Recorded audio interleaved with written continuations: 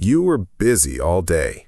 You answered messages, you checked emails, you switched tabs, you made lists, you handled small emergencies, you stayed on.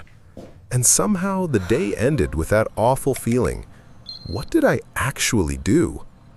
Not lazy, not careless, not unmotivated, just exhausted and strangely empty.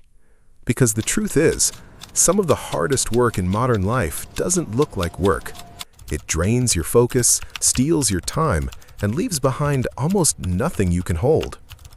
This is the trap of invisible work, and if you don't see it clearly, it can quietly consume your entire life. Let's talk about it. There's a kind of work nobody claps for. It doesn't become a finished project. It doesn't turn into deep progress. It doesn't move your life forward in any meaningful way, but it keeps you busy enough to feel productive. Replying, refreshing, reorganizing, thinking about starting, preparing to prepare, constantly reacting. It's like running on a treadmill that gives you stress instead of distance.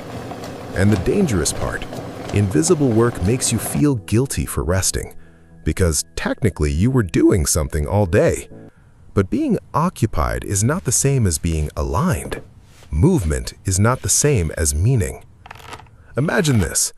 It's late evening. The room is quiet. Your phone battery is low. Your mind is not. You sit on the edge of your bed trying to replay the day. You were everywhere, in every conversation, every notification, every little task that seemed urgent in the moment. But the one thing you said mattered most to you, you didn't touch. The book you wanted to write, the workout you promised yourself, the business idea, the healing, the silence, the life you keep saying you want. And now the day is gone. That feeling, that heavy, invisible disappointment, it's not because you did nothing. It's because your energy was spent on things that asked for your attention without deserving your life. Let me say something that might sting. Sometimes we call it productivity when it's really avoidance in a nicer outfit. Because deep work is uncomfortable. Stillness is uncomfortable. Facing what truly matters is uncomfortable. So the mind reaches for easier wins. One more email, one more tiny task, one more check-in disguised as research. Busy feels safer than clear, because clarity demands choice, and choice means letting some things go. But here's the good news. Your life does not change when you do more. It changes when you can finally see. See what drains you. See what is urgent but unimportant. See how often your attention is being rented out in pieces.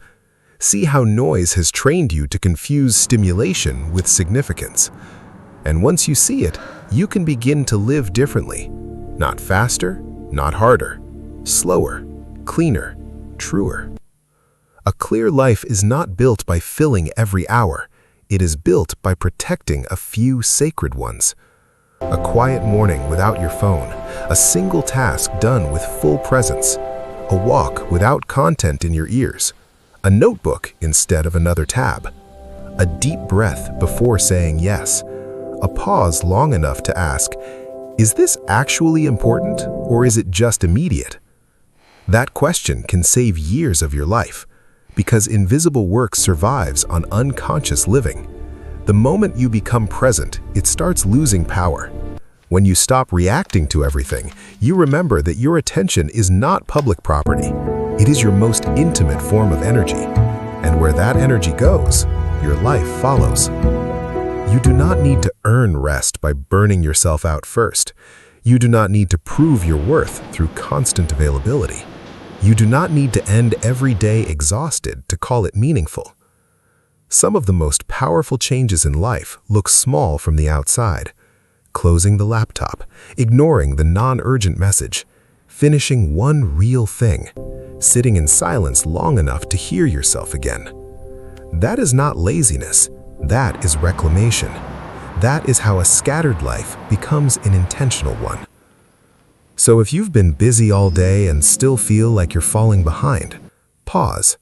Not to quit, not to escape, but to see. Because maybe the answer is not better time management. Maybe the answer is courage. The courage to stop worshiping busyness. The courage to choose depth over distraction.